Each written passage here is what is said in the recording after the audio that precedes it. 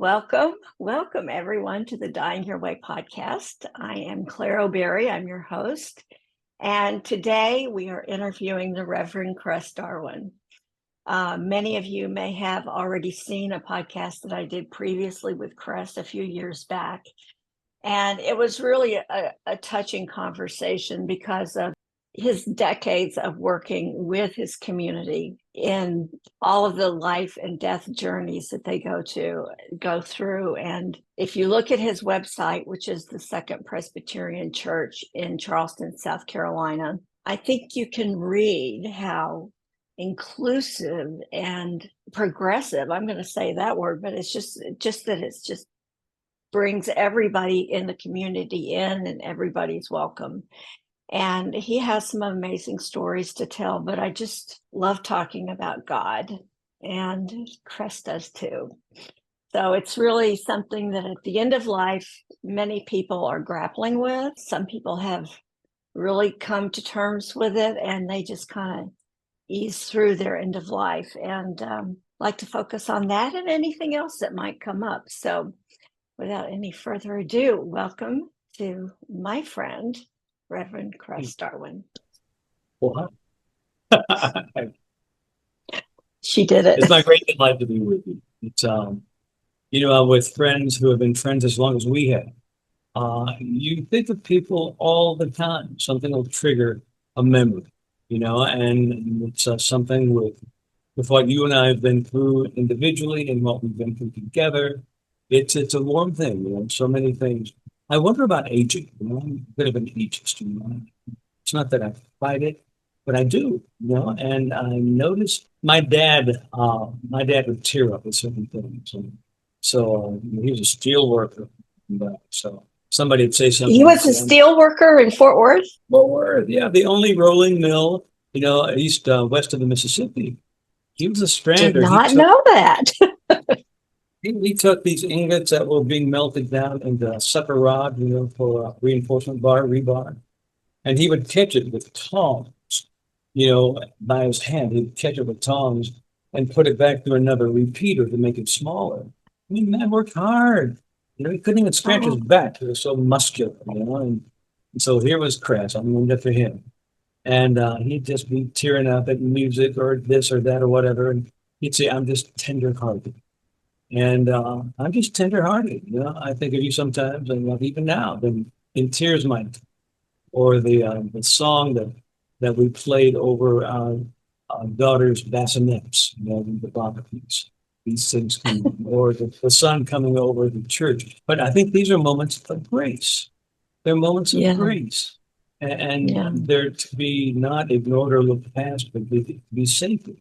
And I think that's one thing that I've been able to pass along to my daughters, but they take these moments, and so it's, I'm doing really well. The church that I've served for over 20 years now. Yikes. Wow.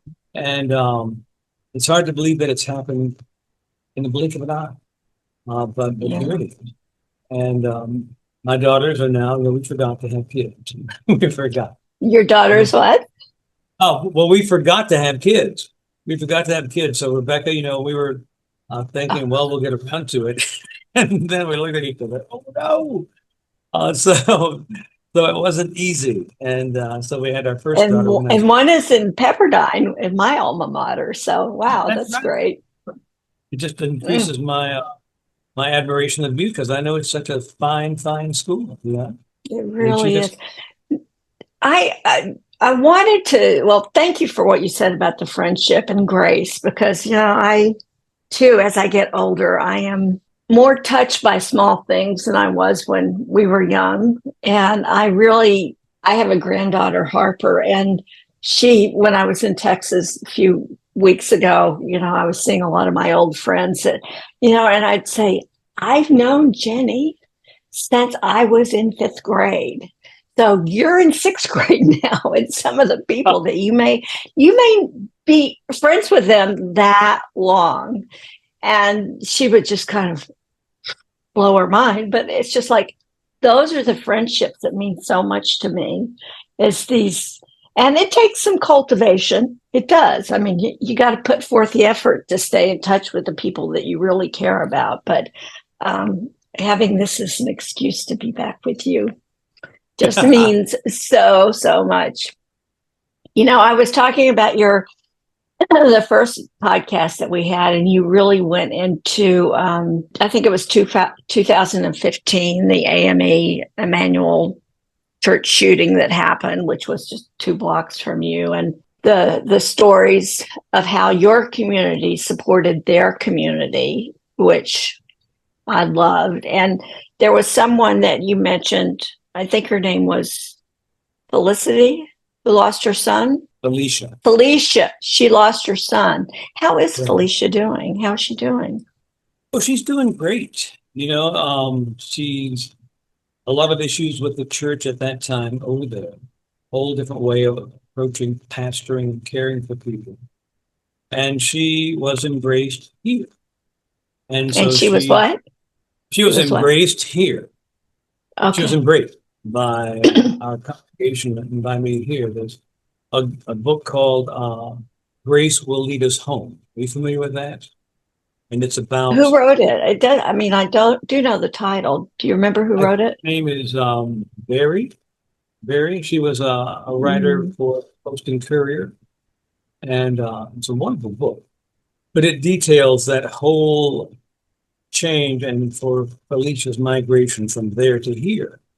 You know, it's we say that we're a multi-ethnic church.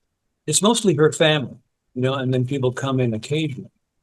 But she and her nephews, who they were wondering about white people and so on, and she joined here and they came here. She wanted them to know that not all white people were demons, you know. And so Trayvon and Trayshawn, you know, I'm like their white dad, you know, and they're in college now. So all of that has happened because of the horror down there. She's doing all right. There's a lot of activity now because of the 10th anniversary. And some that's people, right. Yeah, some people want to capitalize on it. Other people want to sensationalize it. She was just interviewed by NBC a couple of days ago. So there's a lot of questions about how the community has adapted and how it's changed, if it has, since those times. What does she want? She doesn't want to be part of that. She's not a woman that does commemorations. She does celebrations, you know? And so on the 17th, every year on Taiwan's, that was her son, his birthday, they have a service here. And people come and they've formed a foundation, the Taiwan's Foundation, that raises money, and they have leadership conferences here for children, teaching them about leadership. And at the end of it, they give their presentations, kind of like Shark Tank, you know, and they're judged.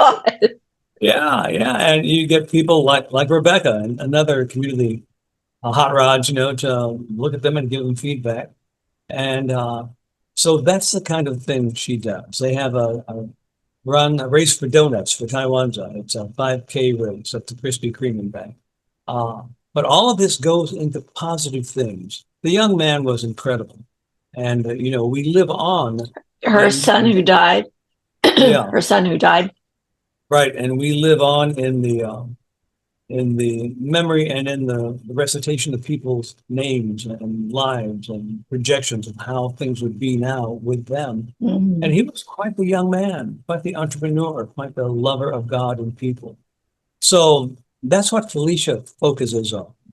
And so there's going to be a big gala on July 19th at one of the hotels here in honor of Taiwanza, but the foundation, to raise money for the foundation. So that's how she approaches it. Oh, I think that's great. Oh, yeah. So she does it well, and she's subject at times, you know, to, of course, all the things that we all are, but she doesn't dwell there.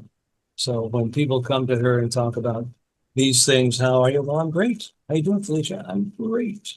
You know? And it's not easy. And she has her issues, but she's found a home in Jesus here. That's the key. That's the key. How many times can you go through the lectionary? The prescribed readings for the church every 3 years. It's on a 3-year cycle. I've been here soon to be 21 years. Do I preach the same thing 7 times? No, I don't. No, I don't. You try to be attentive to what's going on in the world. I don't have to name people in terms of lies or things, and poor behavior.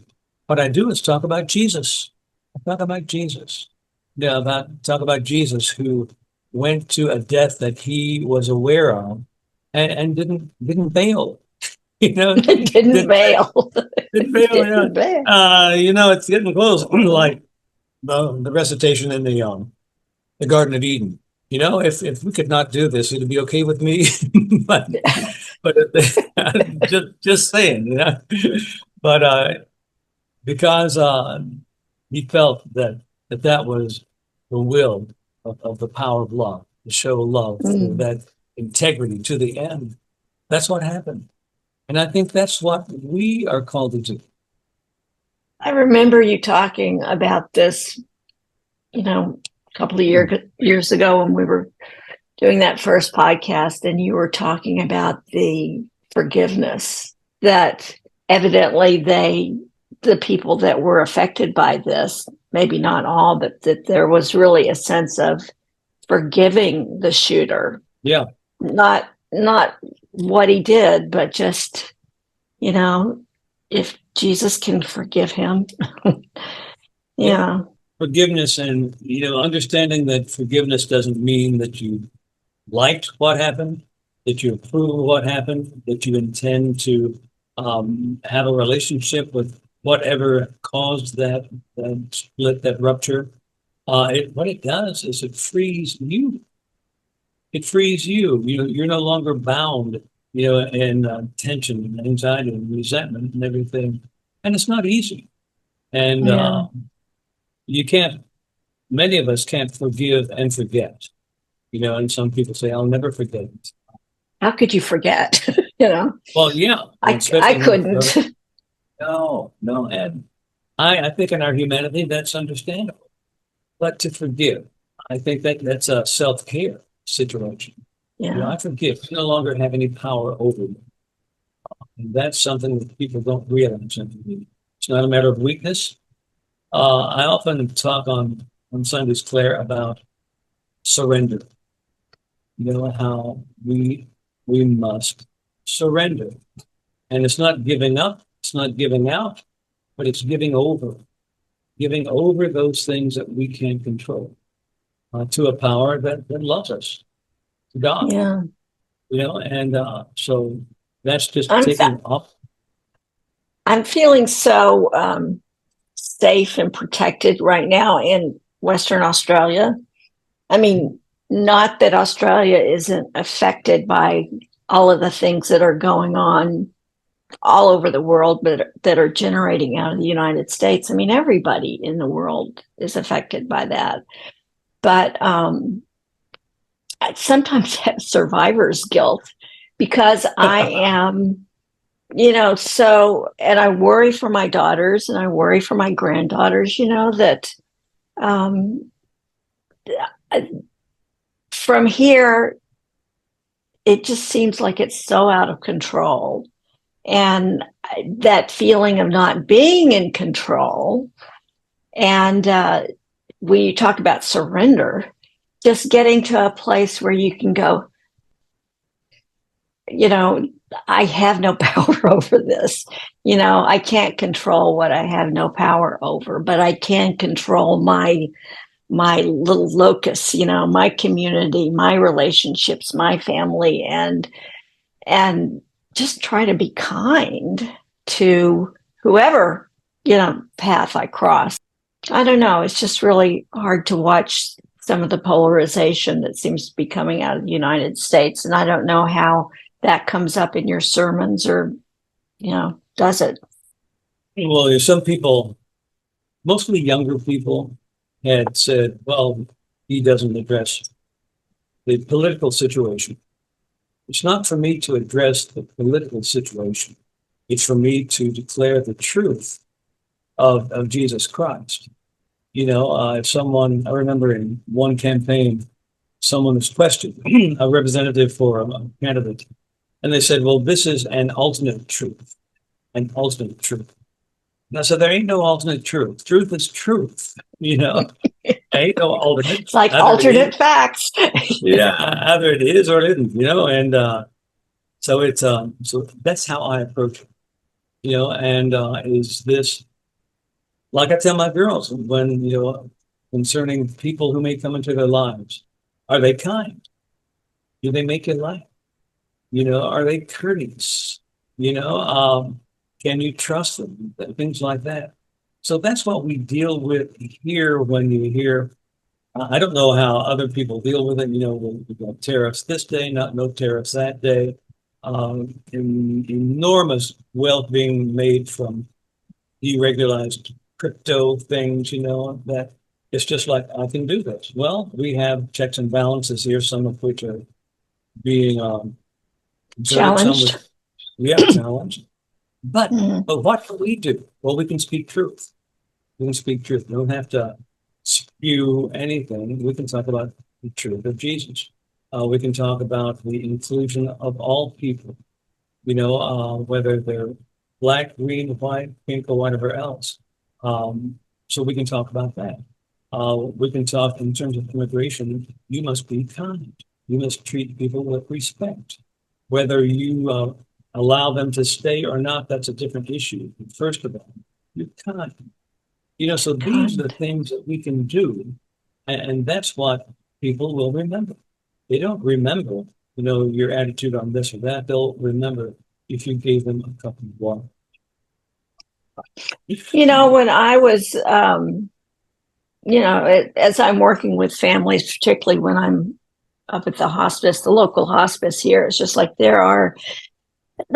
that's just a time where I get to be with people where they are in their most vulnerable and most authentic selves. And the love that's in those rooms and surrounds the patient, and, the highest part of humanity that I get to see at the end of life, not always, but many times. And it's just it just whittles everything down to, love. That's really the truest essence of who we all are, really. And that's really why I love working in the space that I do, is because doesn't matter anybody's political stripes, gender stripes, religious stripes, none of that matters at the end. It just doesn't, and so it's a really great place to be with people like that. Have you experienced that? Well, I have. And what I get to do with, like, end of the service on Sundays, I always say, may you be blessed, may you have mercy, may you have the power of the Spirit. That's the only power that can change anything. Martin Luther King said the only thing that can change an enemy into a friend is love. And it's the power of the love that's beyond us, and some people can call, I don't care if you call it Jesus, Raymond, or Murder. I don't care. It's one love. A good friend of mine who's the president of Princeton Seminary now, whenever Jonathan sends out whatever communication it is, instead of saying best regards, warm, or in the name of Jesus, he just says one love, O-U-B. And I wish I thought that. I can't say it. And in the words of John, one love, but it's true. Yeah. It's one love. And whether you're doing things that are heinous, I don't understand the Middle East. I can't talk about Gaza, and I can't. See, I can't, and I won't. Don't have to. It's heinous, and the fact that we continue to support it and provide bombs and things and support it. I don't care how pivotal or how important it was thought to be before of a relationship in terms of stability. It ain't stable. ain't been stable for a long time. You can't take something from someone and give it to someone else, and you just can't do that. So all of that I'll let go right now, it can only be um, healed by love, by respect. Chris, our generation didn't go through World War One, didn't go through World War Two, didn't go through the Depression, like our parents did. And that really formed the 1950s, where everybody, just my mother told me this. She said, Claire, we just wanted to be normal. And Yeah. it was something that our generation really didn't have to deal with any of that. Well, yeah, some people went to Vietnam, of course, but that wasn't a world war, and really not that many people, as like in the First and Second World War, were affected by that.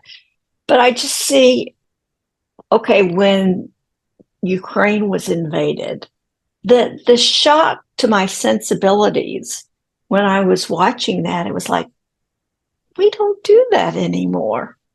We don't do that, And then, yeah, it's just to see that kind of be a steamroll, and all these authoritarians are coming out and kind of doing their thing. It is something that our kids and their kids are watching. And I hope, I hate to hand it to them, but it's really kind of up to them to, have the ethics and well, I'm sure you can come up with a better word, but just the spine, the stamba, to just not accept that. You just don't have to accept it at all. You were like, you had got your master's. One of your masters was in ethics at Princeton, yeah? Yeah. So how does that jive with what's going on now? It doesn't. It doesn't. There's no ethical behavior. And, Claire, it's with these things, it's kind of like it all comes back for me to addiction and other things that we cannot control. If something works, it works. I've been sober over 40 years now. When it worked for me, I kept it up. And then when it stopped working for me, I had some choices to make. And thank heavens, Rebecca stuck by me, my wife. I think she's too embarrassed to go back south with a broken marriage. Whatever. But I heard the wonderful thing in my life when someone told me, Cress, you're not bad. You're sick. And this is what you've been doing. And so that's been after the realization of Jesus, and that's a big thing in my life. But so when people do these things that we can't fathom, much less we can't control, it's the old think globally, act locally, because think about the people that you and I both know independently together. We know a lot of people over the world, and a lot of people over the world look back to you and to me and to others like us, and they remember moments of kindness or ethics or right behavior or compassion. And that colors the world. Otherwise, we might as well just party on, Raymond, because we have a tremendous impact through Jesus Christ, not through our efforts, but through the love of God. It transcends all of our understanding. And so when I'm with people who, my dad died in my arms, didn't know why God did that to him. And I didn't tell him, God, that God didn't do this to you, Well, your dad died in your arms. Was it an expected death or unexpected It was death? alcoholism, kidney failure. Oh, wow. It's a family, my whole family. I'm the first one that ever was pointed out to me and recognized and did something about it. But and he, bless his heart, at one point he said, what's going on, son? He was mandated to meet him. And so he said, this great group of people, and what they do at the end of the meeting, they stand up and they hold hands, they say, they pray, it's great. So I called 2 weeks later and said, Dad, how are those meetings going? He said, oh, it's all bullshit. He said what? It's all bullshit. It's So bullshit. You know? They said the same thing every time. You know, it's odd. So you knew my dad. Yeah. But my dad was hell. Oh, wow. And he was so charming and so wonderful. And he was just taken by that which he couldn't control, and there was no one around to help him, and he didn't have a relationship that he could look to and trust. You know what I mean? So when Did you I get was, sober? Did you get sober before him? yeah, yeah. Okay. And he'd be up in New York and we'd be out places and he'd come and order drinks and I'd say, I'll have a Coke. Well, I'll just have water. And he'll say, oh, you can have beer. And I said, no, I can't. Oh, yeah, you can. No, I can't. You just make him mad. You know, just make I got them. My dad never did. He didn't say God damn it. He'd say, got them, mighty. So there are things, whether it's power, that's what they want, you know, coming out of Eastern Europe. He wants power. I think Mr. Putin had his Quinones cut, you know, when they changed from the USSR down to that one nation. So he's really looking to regain that power. And if people of good conscience don't stand up to him, then he'll take Ukraine, then he'll take the next one. That's the nature of that. You become ravenous with the power or the anger or the lust, all those things. So that's why in these times when people are less attentive to their spiritual lives, you know, and they have kids and they've got travel leagues of sports and they just need a break on a Sunday morning, you know, and they don't come.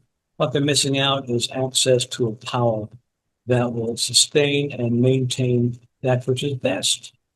So when it's that moment, you know, before the great passage, you know, I think I may have spoken last Are you time talking about the death, the great passage? Okay. Yeah.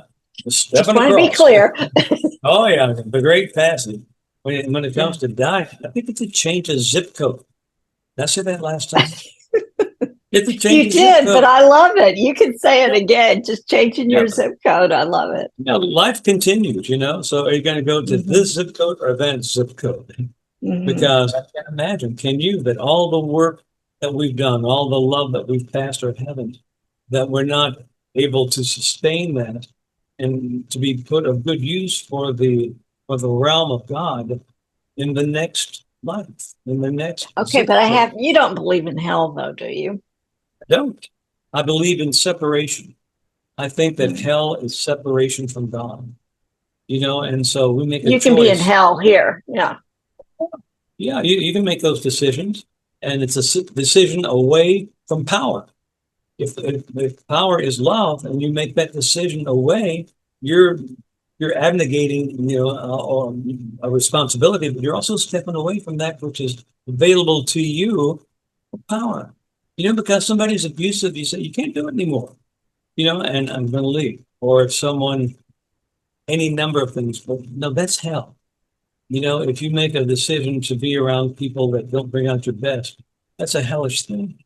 I don't think after confession in our service, in the name of Jesus, I tell you that your sins as such, you know, are forgiven if you have a truly repentant heart.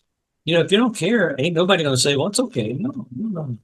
And there's nothing that we can do that would change God's love. Nothing we could do.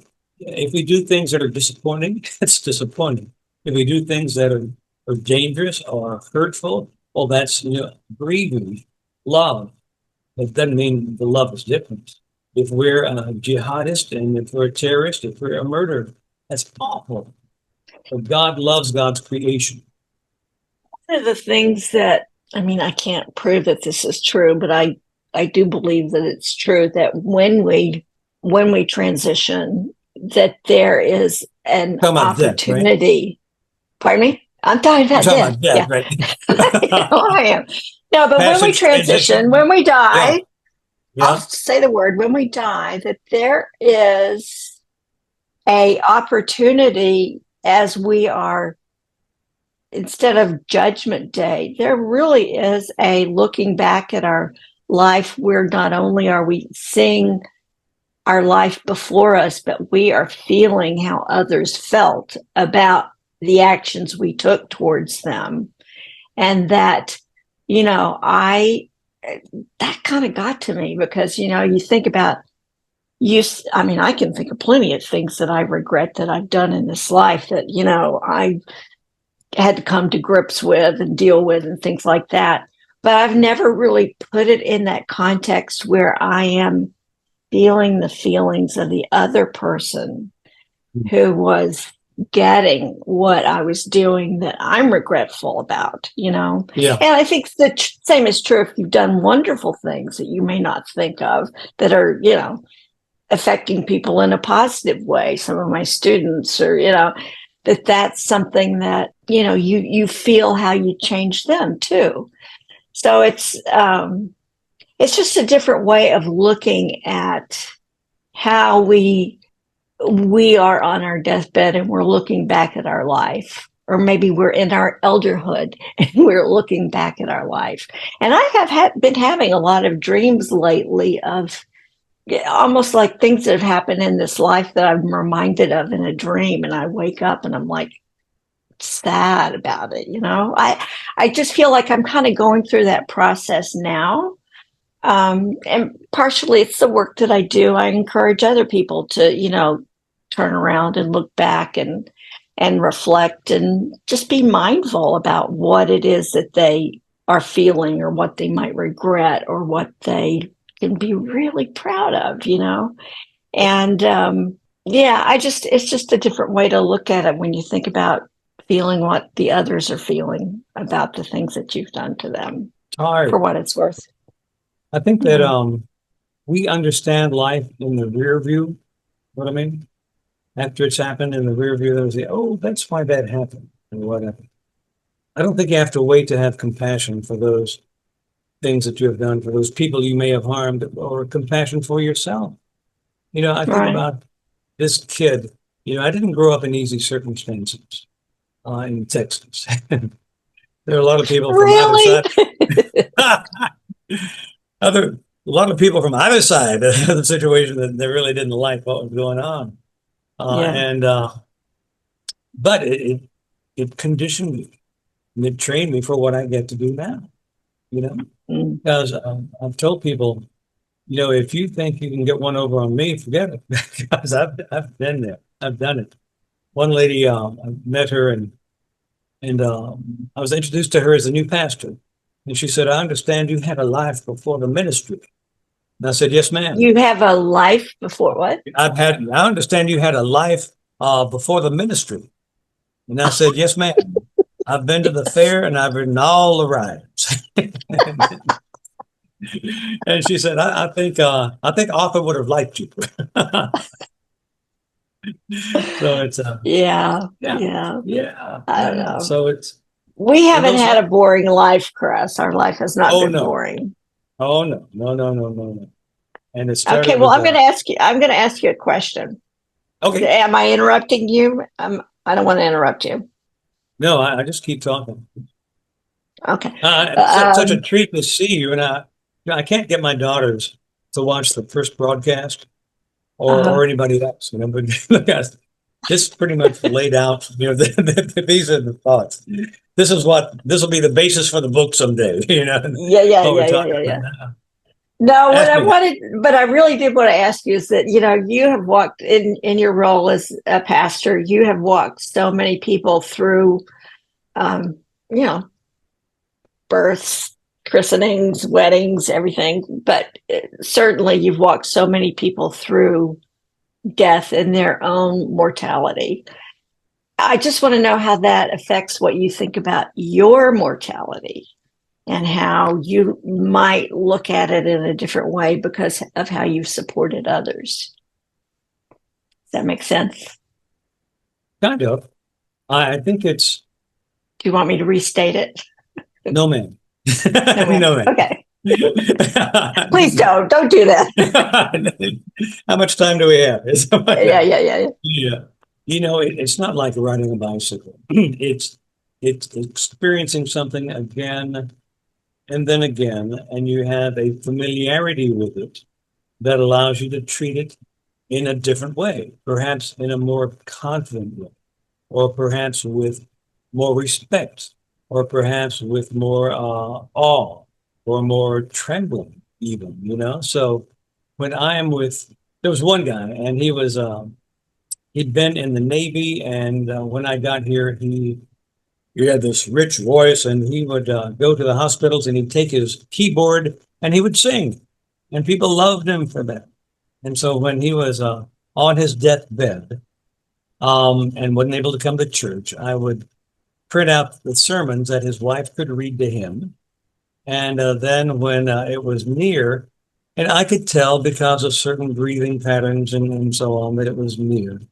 And then I told the nurses to call for his wife. And we sang hymns, we sang hymns together, so he sang his way through, through the portal. And I was with him. So does that inform things? Yeah, there's a way of doing it that isn't as scary as you think, that can be, imbued with not optimism, but with hope, and maybe not even resignation, but with a confidence in stepping forward. I don't know that I'm really there yet, Claire. I guess because my daughters are still young, and I so love them, and Rebecca, I know I'm such a support for her and this church. If ever, I've been here 20 years, and you know how old I am, and I don't look it, and don't You act do it. not.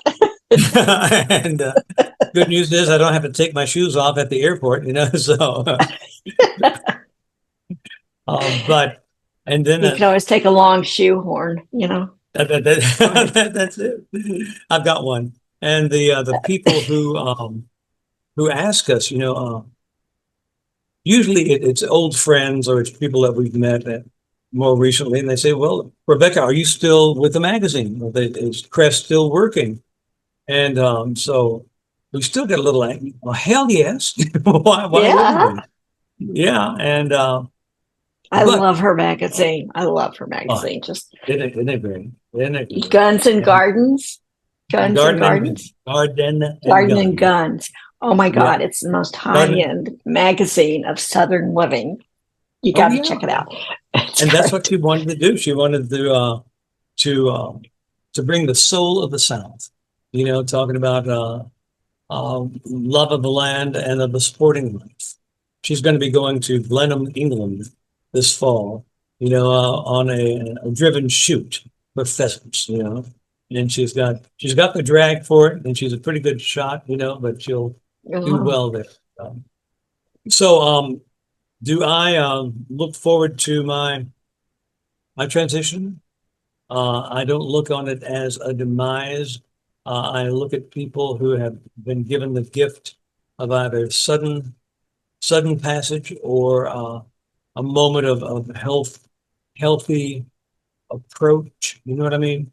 It's hard when someone told me recently they've been diagnosed with Parkinson's. Bad way to go, and other things. I mean, I've had cancer. You knew that. I had yeah. cancer, and then it reappeared, someplace, and I had radiation at Johns Hopkins and so on. So, but when I'm back up, I'm at my fighting weight, and in terms of energy and things, I'm good. But there are things lurking in all of us, whether it's on the headlines, or whether it's in family history, or whether it's in personal doubt. That's why it's so important that people are able to recognize the greatest power in the world, which is the love of God. And that's what, do we have a beautiful spot here? Yes, we do. The park's beautiful. It's all lovely, great music, important people coming through the halls and so on. But the purpose of Are the you talking place, about a park? Do you mean a cemetery? I know, in the church in front of them, I'll send you a picture. Oh, It's redone by the Parks Conservancy, and it was just exquisite, mm. and so it's a lovely place to be, and I've got a key, and so it's So there's a lot that goes on outside that people love, but it's what goes on inside. I tell you what, Claire, when you come into the sanctuary of Second Presbyterian, you get a sense of the holy. It's not like a lot of the cathedrals and churches you'll see, well, boy, it's really pretty. No, you get a sense of the holy there. And I don't necessarily want people or expect people or strive to teach people about Jesus or about the Bible. What I want them to do is to experience the love of God and be encouraged to go out with the power of the Spirit. You know, may it not be in you, but working through you every moment of your lives. That's what we get to do. And so that includes that last moment before death. If I believe in Jesus, and I listen to a lot of the Bible, which I think is good literature, but based on a lot of the cultural and tribal situation of the moment. You know, I don't think Jesus is anybody's God, anybody's son. I think Jesus is God. You know, and so when we talk about these tribal and patriarchal things, I think those were assembled so that people would retain the power of the narrative. But the truth of it is, there's this universal power that if we are able to embrace it, it embraces us all the time. And if we're able to accept the grace and accept that, then it works through us. So we don't have fear in those moments. That's what I pray, and that's what I hold Well, I hands. think you've had the opportunity to be at the bedside when people are passing or near passing, and you know, I'm just speaking from my own experience, but most people haven't actually seen a death. So there is a fear that many people go into it, understandably, with. But if you'd actually been honored enough to be with people as they are passing and dying, you know, it really, for me, it took the fear away. Mother and daddy both died, you know, at home on the creek, surrounded by loved ones, and, you know, great hospice palliative care at home. And we believe in a natural death, although I've helped people doing medically assisted dying and VSED, voluntary stopping eating and drinking. But really, I think we should just all aspire to have a natural death and have great palliative care and have done a lot of really great preparation. For me, I just want to have a conscious death, you know? Yeah. I'm not afraid. I'm really not afraid, but I want to be conscious for as long as I can. I think that would be a good thing. See, you are so privileged, and I am so privileged to even think about palliative care. How few people get a chance to experience that, or a hospice. You know, well, yeah, there are people that don't have access, but there are people that do have access that don't know to ask for it, or they wait too late to ask for it, or know that you can get palliative care while you're still in a curative stage. You know, it's people. I'm interrupting you, but no, I'm interrupting you because what I'm saying is that's why your work is so important. You know, because you allow people and you educate them and you show them and can direct them so that you don't have to wait. You don't have to do it alone. You know, and I get worried about the cuts in care for people, you know, because I'm watching it very carefully. I'm watching that very carefully. So, but it's so important, and you can access those things, whether it's through your church or your cribbage group, or whether it's through paddleball or something else. You know, you can create these relationships. That's the thing, Claire. We have a relationship with a power that we call love. We also have a relationship with each other that span decades. We also have relationships with people whom we meet, but it's about relationship. Sometimes the girls say, why do you say hello to them? They don't care. And I said, but I do. You know, and when I do, and if they don't want to, I'm from Texas. You say hello to everybody. Oh, hell yeah! You know, well, hello, well, howdy, howdy, yeah. And it's because I feel better and Yeah. that's the power of things coming through me. And who knows? They might say, who is that crazy guy? But it might be someone who they say, not hi. So what you do is I love as Terry goes, out, I say out among them, but whether he's doing work or whatever, I just always say, don't forget to take your smile, because he has this beautiful smile, but it's just like, yeah. I just think it's just so great for people to just smile. Just smile. It's so simple. It opens things up. It opens things up. And So simple.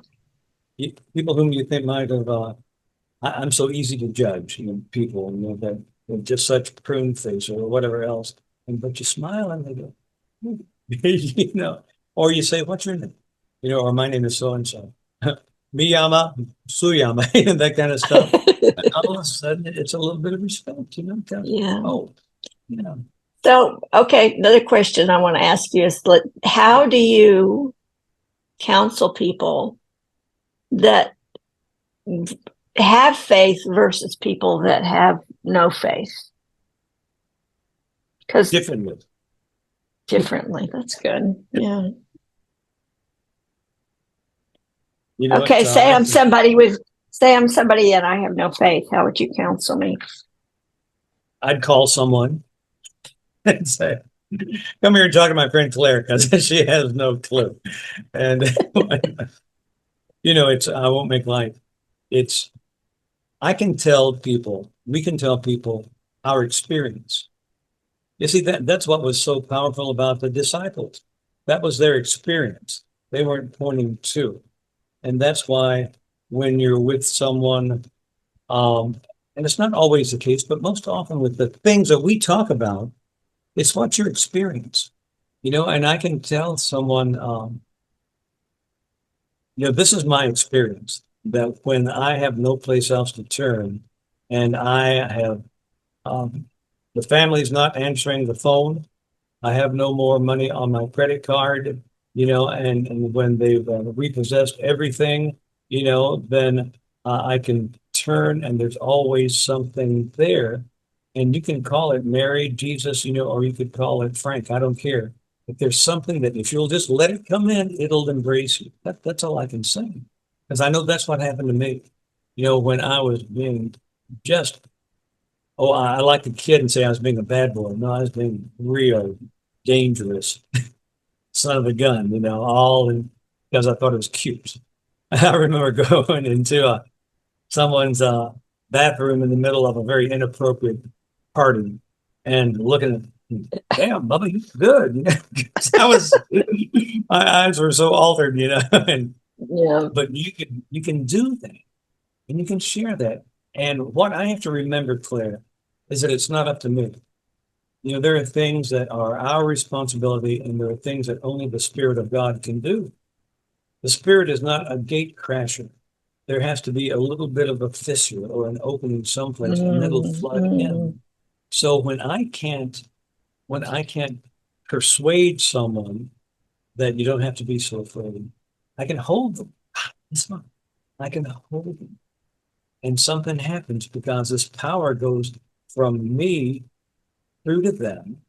And all of a sudden you can see there's an easing of the brow. There's an easing of the breath, because there is a power that we can't, we don't claim it. We receive it and accept it.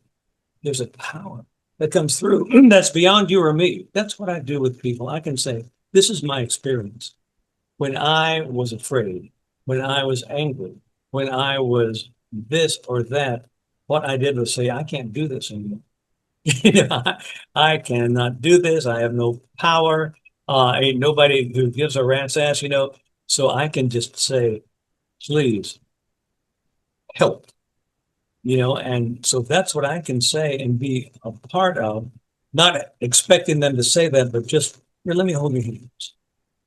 Doesn't it feel better? I love what you said about just experience. I think really when you were talking earlier about people coming to your church and they experience the Holy Spirit, they don't get taught it. It's just there.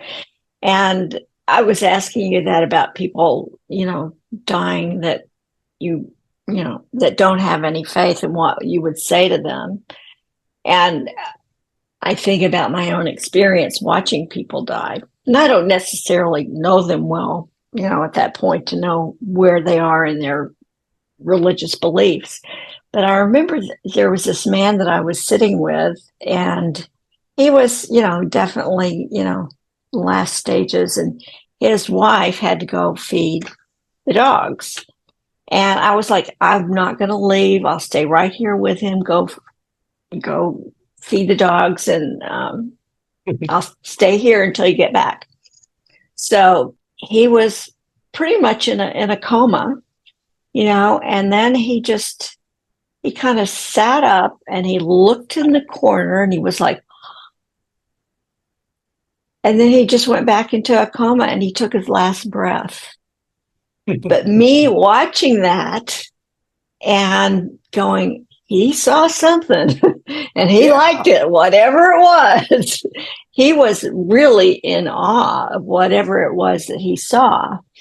And of course, his wife came back and she was very distraught that she missed that moment. But something else I've also learned is sometimes people wait until their loved ones are gone before they will die. And I don't know why that is, but a lot of loved ones feel bad because they missed that moment. But yeah, he had just real awe in his face, just like, a minute later, he was not breathing. Yeah. It's amazing. It's really amazing. And what's often so hard is the people around who they don't mean to, but it's about them. I wasn't there when he died. Bad me, poor me, and he would have been better if I'd been there, things like that. And I understand it, but oftentimes it's not about them. You said some people wait until their loved ones leave, so perhaps they don't get to see it. But maybe they leave because then they have the freedom to experience that. Yeah. Things with so it's all bigger than us, Claire. It is, but we're going to go through it. Okay, I have one more question, and then you've given me so much of your time. I want to. Okay, so we talked about this a little bit in the last one too, and it just made me want to go a little bit deeper about Jesus saying, "I am God." Mm-hmm. Well, I believe that we're all a spark of that divinity. You're God, I'm God, I am God. But is that blasphemy that I think that and believe that? I think that if there is a spark of the divine in us, I think there's nothing wrong with it. I would never say myself, I am God. I would say there is, to use biblical language, there's the master's mark on me. The master's what? The master's mark on me. Um, it's I am a child of God. We are creatures created by the still creating God. And as such, there is God within us. I think Jesus saying, I am God, and Cress Darwin saying, I am God are two different things. Yeah. Okay. Okay. No, but I really hold on to that. The kingdom of God is within, and in my own spiritual walk, it's just become more and more unnecessary to have any kind of external stuff about it. It's just so inside, and it's always growing and changing, but that love and that truth and that kindness, that's the steady rock that's just always there when I tap into it.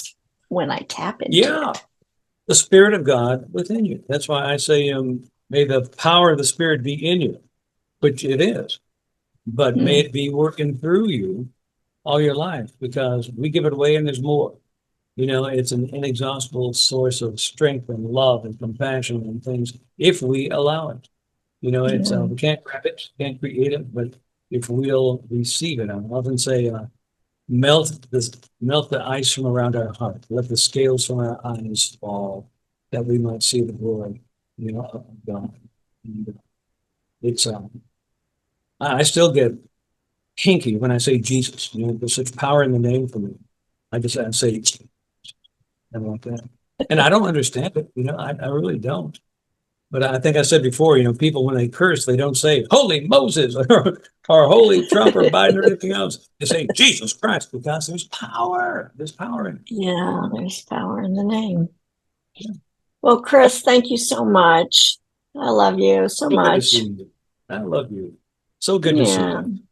And it's a real gift to be It with. is.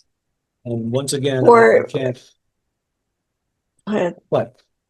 No, you go ahead. You. No, you go ahead. Okay. No, you. No. No, I was going to get into. I was going to get into the finale, but I don't want to. I don't want to cut. Do you have anything else you'd like to share with us, Chris, before we leave? I have one of my best friends, perhaps my best friends, a guy named Dr. Larry Huber. When I was in Miami doing "Oh Calcutta" in 1976 at the Coconut Grove Playhouse, he had taken his girlfriend to see it, and so I met them afterwards, and Larry and I've been friends forever, and so he brought this tall Jewish dentist with TR4, and so we would go around and just raise all sorts of cane. And he was like Uncle Larry to my daughter when she was in Miami. So, but Larry and I have this, it's not even a perverse sense of humor. It's kind of like a Three Stooges sense. So when we're going into a restaurant, we'll say, "Oh, here, you go ahead." No, you go ahead. "Oh, no, you go ahead." So then we both go and we get stuck in it, and we just laugh and laugh. Yeah. Okay. And it always, it's the thing. So it's always just such a gift to me to see you. A lot of people in your past, we don't necessarily know. But we both know what we've been through that has led us in this moment to be not only recipients of God's grace, but agents of God's grace. And I just think that the work you do is so important. And I know that the people that you affect, whether they realize it now or not, they are grateful for the grace that's given to them through you. So, good work. Hey, you're a preacher. I'm a podcaster. Here we go. all of our theater work was, not wasted. They are. Well, I'll give. No, I don't want to let you go. All right. We'll stay in touch, but I just want to thank you, Chris. Sure. Oh, yeah, sure we will. And it's like, Chris, I think all the time, I don't know why I don't just pick up the phone or something. No, Chris, I haven't gotten my Christmas card for the last 2 years. Okay. I don't know why, but did it go to Western Australia? No, it didn't. No, I'm just kidding you. I'm just giving you a hard time because you send the best Christmas cards of anybody I know. But thank you. And for anybody that's, listened to this cheerful conversation, and if you are in Charleston, please go see the Second Presbyterian Church in Charleston. It's so beautiful from the pictures that I've seen. And one day I'm going to get there. And you can always go to the website, which is what, Cress? 2ndpc.org. Second 2ND Presbyterian or just Pres? No, 2ndpc. Okay, I'll have it below in the description so people can go. And his sermons are on YouTube, so I mean, you can get more of Cress for sure. And well, I love you. I love you, and we'll do this again. We'll stay in touch. We will. Got it. Bye. Bye.